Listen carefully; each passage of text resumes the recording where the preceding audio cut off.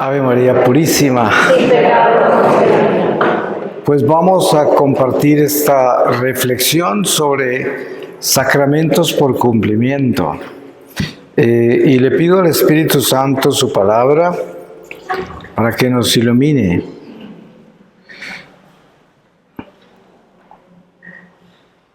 Y les voy a leer de la carta a los Hebreos, capítulo 3, desde el versículo 3. Capítulo 3, versículo 3, carta a los Hebreos. En realidad Jesús aventaja en mucho a Moisés, pues no hay comparación entre una casa y el que la construye. Toda casa necesita un constructor, y hay un constructor de todo, que es Dios. Moisés actuaba en toda la casa de Dios como fiel servidor, dando a conocer lo que le habían dicho. Cristo, en cambio, está en su casa como el Hijo, y nosotros somos la gente de su casa, con tal que sigamos esperando con firmeza y entusiasmo. Escuchemos lo que dice el Espíritu Santo. Ojalá escuchen hoy la voz del Señor. No endurezcan su corazón como ocurrió en el día amargo, el día de la tentación en el desierto. Cuando me tentaron sus padres, me pusieron a prueba y vieron mis prodigios. Durante 40 años, por eso me cansé de aquella generación y dije, siempre andan extraviados, no han conocido mis caminos. Me enojé y declaré con juramento, no entrarán jamás en mi lugar de descanso. Cuidado, hermanos, que no haya entre ustedes alguien de mal corazón y bastante incrédulo como para apartarse del Dios vivo. Más bien, anímense mutuamente cada día, mientras dura ese hoy. Que ninguno de ustedes se deje arrastrar por el pecado y llegue a endurecerse. Hemos pasado a ser solidarios de Cristo, pero con tal de que mantengamos hasta el fin nuestra convicción del principio. Fíjense en lo que dice la Escritura. Ojalá escuchen hoy la voz del Señor. No endurezcan su corazón, como ocurrió en el día amargo. ¿Quiénes son esos que después de haber oído amargaron a Dios? Todos los que salieron de Egipto gracias a Moisés. ¿Quiénes son los que cansaron a Dios durante 40 años? Los que habían pecado, por lo que perecieron y sus cadáveres quedaron en el desierto. ¿A quiénes juró Dios que no entrarían en su lugar de descanso? Aquellos rebeldes, por supuesto.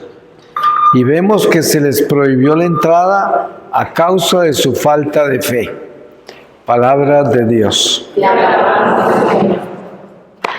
Pues nosotros conocemos lo que es la tibieza, lo que es la mediocridad, lo que es la falta de conciencia de lo que es nuestra fe, nuestro compromiso cristiano, nuestra identidad como católicos. Todo eso es una lucha que llevamos cada uno de nosotros.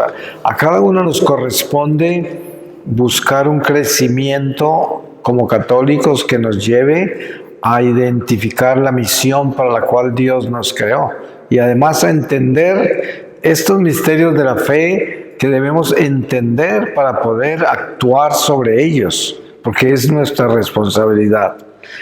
Ahora, hay muchísimos católicos que tristemente viven esta vida entera y nunca descubren la iglesia ni les interesa y mueren así. Obviamente que tienen un purgatorio muy doloroso si se salvan porque les toca empezar prácticamente desde cero a crecer en Cristo, por lo que habían sido escogidos como pueblo de Dios. Y esta vida terrenal es una escuela de almas. Aquí estamos en clase todos, 24 horas al día, aprendiendo la lección del amor de Dios. Esa es nuestra lección. Si no la aprendemos en esta vida, tendremos que seguir aprendiéndola en la otra. Ahora, esta escuela que nos lleva a descubrir nuestra iglesia, precisamente es el caminar que se conoce tanto como las conversiones. La palabra conversión es muy común, especialmente en estos tiempos que vivimos en la iglesia. Hay mucho testimonio de conversión. El mío la gente lo llama testimonio de conversión, pero en realidad, si lo miramos bien, no es un testimonio de conversión, es un testimonio de renovación, porque uno ya había estado bautizado, fue iniciado en los sacramentos, conocía la iglesia y se fue, y se perdió, porque es el caso mío, por ejemplo, y el caso seguramente de algunos de ustedes, que uno se fue, se perdió. Pero al regresar, entonces normalmente el regreso de nosotros a la iglesia ocurre o por una manifestación directa del Señor o por una experiencia de peregrinación. ¿Cuántas personas no se renuevan visitando Fátima, Lourdes, Medjugorje, Garabandal, yo no sé, Guadalupe en México, Knock en Irlanda como viví yo allá? Todo esto, el Espíritu Santo es increíblemente creativo porque es el creador y por eso Él es el que tiene las almas bajo sus alas y el que las consuela y el que las dirige y el que hace todo lo que Jesús nos prometió que el Paráclito iba a hacer, y es lo que hace todo el tiempo.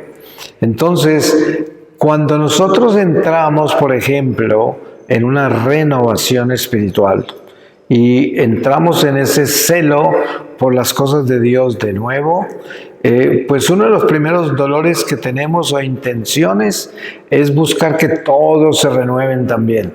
Toda la gente que conocemos que no está en la iglesia, que está alejada, entonces nos convertimos en esas trompetas que buscan anunciar ese evangelio que no anunciamos toda la vida que estuvimos lejos, pero que ahora queremos gritarlo desde los balcones. Eso es muy noble y es muy bonito y todo, y luego viene la moderación, cuando el Espíritu Santo nos lleva a la prudencia, nos lleva el equilibrio, la coherencia, y ya encontramos un punto de equilibrio en el cual seguimos creciendo en nuestra fe y colaboramos con la conversión de los demás sin convertirnos en esas sectas que le descargan el libro de la ley en la cabeza a todo el que está lejos de Dios, que es el celo equivocado de mucha gente que aleja a la gente de Dios en vez de atraerla, porque son muy intensos, ¿no? Pero entonces, dentro de esta relación que tenemos nosotros con nuestra fe, hay algo muy importante que es descubrir la mística de nuestra religión, que es la vida en los sacramentos, la vida en la oración, la vida en la palabra de Dios, la vida en la liturgia divina de la misa, que es vida porque es el sacrificio, es el encontrarnos con esa unión de la iglesia triunfante, el purgatorio y nosotros en el altar, que es algo que no alcanzaríamos nunca a comprender durante esta vida, pero que la Santa Misa es las primicias de vida eterna de la ciudad del cielo, de la ciudad de Jerusalén, la Jerusalén del cielo, la ciudad de luz,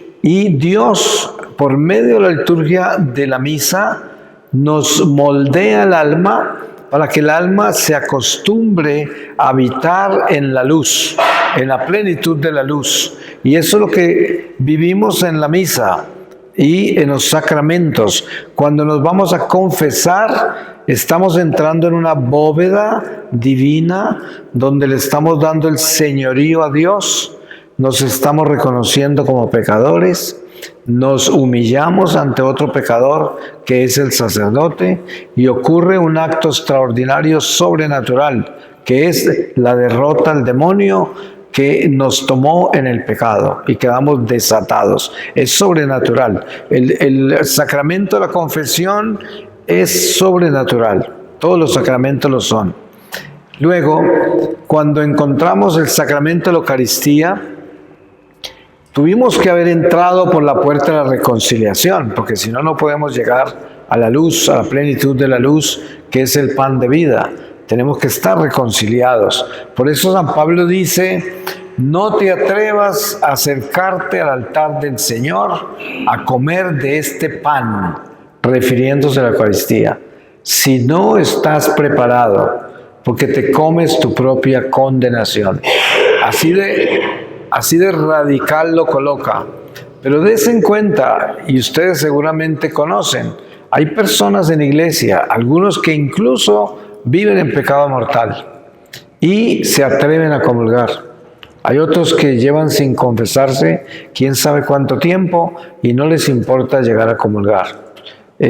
Porque no conocen la Eucaristía, porque no entienden la Eucaristía, porque todavía en su corazón no han concebido que es el Dios vivo mismo el que están consumiendo. Y que uno no puede tocar ese pan si no está preparado. Tiene que estar preparado. Por eso San Pablo lo coloca en ese nivel. Te comes tu propia condenación. Es un sacrilegio que llaman. Entonces, los sacramentos, cuando no hay conocimiento espiritual de ellos, se convierten en ley. Entonces yo vengo a misa y comulgo porque estoy detrás de cumplir una ley de precepto. Entonces vengo a la misa el domingo y comulgo, pero no me confieso bien o no me confieso. Nunca tengo otra relación con la iglesia fuera de la misa del domingo y de pronto aparezco un miércoles de ceniza o por allá un viernes santo o en un funeral o en un bautismo, pero esa es mi iglesia, ¿no? Esa es mi religión. Cuando se vive una religión así, pues se vive simplemente una religión de tradiciones, de cultura, de costumbres, pero no se vive una relación con Dios por medio de la religión. Porque para nosotros poder tener una relación real con Dios por medio de la religión, tenemos que vivir la religión 24 horas al día. Yo no puedo ser católico solamente cuando cumplo con la ley, que es misa domingo, confesarme por allá de vez en cuando, aparecer en un funeral o un viernes santo, y lo demás, el tiempo fuera de ese, lo vivo en mi propia vida, en el mundo, con mis propias leyes, con mi propia moral, con mis propios valores, sin tener nada que ver con la iglesia, ni con Dios. Entonces, eso sería el sacramento por cumplimiento, ¿no?, al que nos referimos. Pero lo que necesitamos entender es que nosotros debemos vivir los sacramentos por conversión, no por cumplimiento. Que entendamos que venir a la iglesia a comulgar es venir a convertirme, porque vengo a la iglesia a recibir el cuerpo y la sangre de Jesús. Y con la conciencia de que ese es el alimento de mi alma y la fuerza más grande que yo pueda recibir, y estoy consciente de eso, y sé que esa es la fuerza que voy a recibir y que además va a ser el alimento para muchos otros, porque cuando yo me fortalezco con la Eucaristía, yo llevo esa luz y esa fortaleza a los demás, a mi familia, a la gente que cruza mi camino, a la gente por la que oro, porque todo eso fortalece mi alma. Y este es el sentido de un sacramento que es espíritu, un sacramento que está unido con la mística de Dios, con la presencia de un Dios que es espíritu, porque sabemos que Dios es espíritu. Por lo tanto, para nosotros unirnos a Él, tenemos que unirnos en el espíritu. Y por eso Jesús nos deja la Eucaristía, porque encontramos un pan insípido y un vino, y se nos habla de la transustanciación, que es la transformación de esas especies hacia el cuerpo y la sangre del Señor, en la carne y la sangre del Señor, lo cual es algo tan extraordinariamente misterioso y sobrenatural que le cuesta mucho al católico entrar en esa realidad. Ustedes se sorprenderán la cantidad de católicos que hay que no creen que Jesús está vivo en la Eucaristía. Hay muchos que no creen. Hay muchos que son casi como protestantes. Creen que eso es un símbolo y por eso no tienen el respeto ni la preparación de vida para comulgar, porque no creen. Y hay mucha gente así. Pero obviamente que parte de esta razón por la cual la gente es así en iglesia es por la falta de catequesis que tenemos también. Muchísimos católicos solo participaron en una catequesis antes de su primera comunión, o de repente antes de casarse fueron a un curso matrimonial rápido, o antes de alguna situación extraordinaria de la iglesia, como cuando se tienen hijos y se están preparando para la confirmación. Aparecen los padres por ahí también en algunas de las clases de los niños y de pronto reciben alguna catequesis, pero en general el católico recibe una catequesis muy temprano en su vida y nunca más, y no conoce su doctrina, no conoce su iglesia, y después sigue participando en ella de pronto en las misas y las cosas, las fiestas de la iglesia, pero no tiene conocimiento de ella, ni se preocupa y nunca lee el catecismo, nunca lee nada de la iglesia, simplemente la vive con costumbre y cultura y tradición, y así vive su vida católica.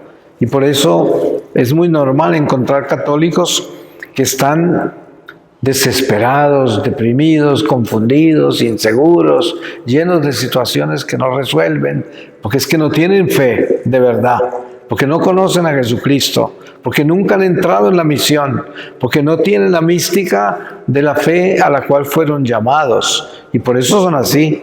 Porque si nosotros fuésemos el católico que conoce los sacramentos, que conoce el misterio de Jesucristo, pues claro, viviríamos las dificultades de este mundo, porque de esas no nos escapamos, pero las viviríamos con Dios. ¿Qué diferencia tan grande es esa? Porque cuando yo vivo mis dificultades con Dios, Dios se encarga de darme la sabiduría y la fortaleza para no dejarme doblar por las circunstancias del tiempo en este mundo. Tantas dificultades que hay, tantas pruebas, tanto sufrimiento, enfermedades, situaciones humanas de todos los niveles. Pero cuando tenemos a Dios como el centro de nuestra vida y entendemos que dependemos solo de Él, entonces nuestra vida se transforma. Y esa es la vida del católico que está viviendo su fe 24 horas al día. Porque nosotros somos llamados a ser católicos 24 horas al día. Pero yo les aseguro que una gran mayoría de católicos hoy, cuando sale de misa, ahí en el atrio, ya están con el espíritu del mundo. Salen a su mundo sin Dios. Lo tienen dentro de la iglesia, hasta sudan agua bendita cuando están en iglesia. Pero cuando salen, empiezan a sudar el aceite de afuera, ¿no? Ya no es agua bendita. Y esa vida, esa doble vida, es muy común en muchos católicos. Pero el llamado que el Espíritu Santo nos hace, y la razón por la cual Él nos acuarteló hoy, es porque el Espíritu es muy puntual y siempre aparece en nuestra vida. De vez en cuando aparece y nos llama y nos habla. Miren la palabra que leímos cuando dice: si hoy oyereis mi voz, no endurezcáis el corazón. Eso es lo que el Espíritu dice. El Señor siempre habla así: si me escuchas, no endurezcáis ese corazón, como en Meribá cuando me tentaron, un pueblo maleado de incredulidad. Nosotros somos llamados a escuchar esa voz del Espíritu Santo cuando nos habla. Y no nos va a hablar nada nuevo, nos recuerda lo que ya sabemos. ¿Y qué es lo que sabemos? Que tenemos que ser buenos, que tenemos que convertirnos, que tenemos que buscar a Dios en todo, que debemos estar unidos a Él todo el tiempo, que no nos descarrilemos hacia el mundo y hacia nosotros mismos y hacia las apetitos de la carne, hacia las seducciones del maligno. Que nos mantengamos firmes en Él, caminando con Él, es lo que Dios quiere, es su voluntad. Y entonces la vida sacramental se convierte ya en una fortaleza, porque des en cuenta que en el mundo la psicología moderna es una opción muy grande para el hombre que no tiene a Dios, porque entonces ellos tienen como consuelo la ciencia humana.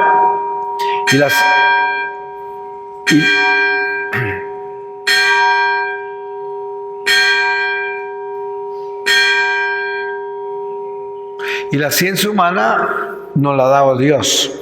Pero lo que sucede con la ciencia humana si no tiene a Dios es que la ciencia humana se convierte únicamente en una terapia humana. ¿Qué quiere decir? Le enseña al hombre a depender de sí mismo y le muestra cómo hace para construir su propia defensa personal con su propia mente, con sus propios instintos y razón.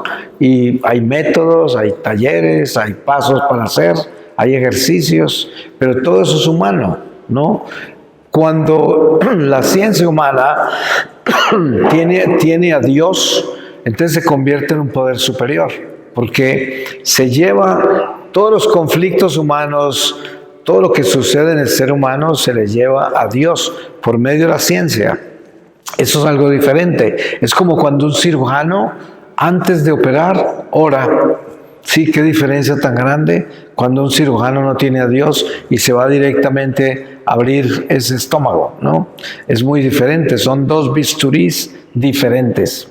Ahora, no quiere decir que el bisturí del médico que no ora es un bisturí asesino. Eso no es lo que quiero decir, pero sí quiero decir que cuando Dios está en lo que hacemos, pues tenemos nada menos que la gracia. Y la gracia es muy importante buscarla y conseguirla, porque es lo que nos mantiene vivos. Así de que el sacramento en la mística, el sacramento espiritual, que es el conocimiento profundo de qué es la Eucaristía, qué es la confesión, por qué estoy bautizado, qué es el bautismo, qué significa mi confirmación, por qué me dice que me enviaron, a qué me enviaron. Y todo esto debe tener vida propia, porque si morimos sin que hayamos realizado eso, les aseguro que no es un buen momento ante el tribunal de Jesús, porque Él nos dio todo. Yo siempre pongo un ejemplo. San Pedro vio a Jesús caminar sobre el agua. ¿Ustedes se acuerdan de ese pasaje? Junto con los otros apóstoles. Y San Pedro le dice a Jesús, si eres tú, haz que yo camine hacia ti. Y Jesús le dio la gracia. Y Pedro se fue caminando hacia él. Pero más adelante arreció la tempestad y comenzó a hundirse, porque perdió la fe. Y Jesús lo sacó, lo salvó. Pero cuando lo sacó no lo aplaudió, no le dijo, bravo Pedrito, diste 80 pasos. Le dijo, hombre de poca fe. ¿Por qué razón Jesús actúa en esa forma? Uno diría, pero qué duro que es el Señor. Mire Pedro lo atrevido que es, todos los pasos. ¿Quién da pasos sobre el agua? Simplemente porque el otro le dijo, ven, ¿no? No, Pedro muy atrevido, muy valiente, pero no lo dio todo. Pues Jesús le llamó la atención porque Jesús le había dado todo para que llegara a él. Y Pedro falló al final. Pero ese es el Señor con cada uno de nosotros.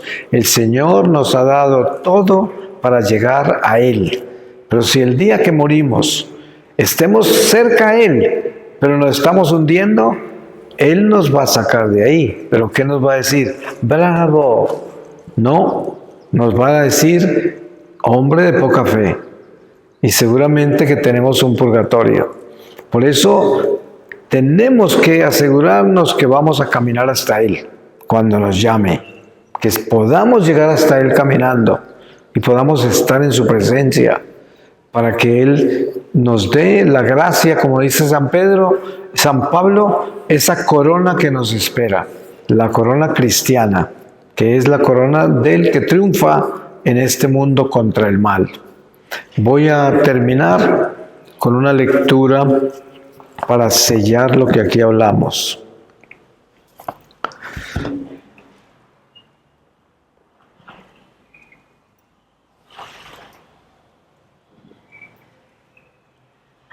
Y les voy a leer de la carta a los Efesios, capítulo 1, versículo 1. Carta de Pablo, apóstol de Cristo Jesús, por voluntad de Dios, a los santos que están y perseveran en Cristo, Reciban gracia y paz de Dios nuestro Padre y de Jesús el Señor. Bendito sea Dios, Padre de Cristo Jesús, nuestro Señor, que nos ha bendecido en el cielo en Cristo con toda clase de bendiciones espirituales.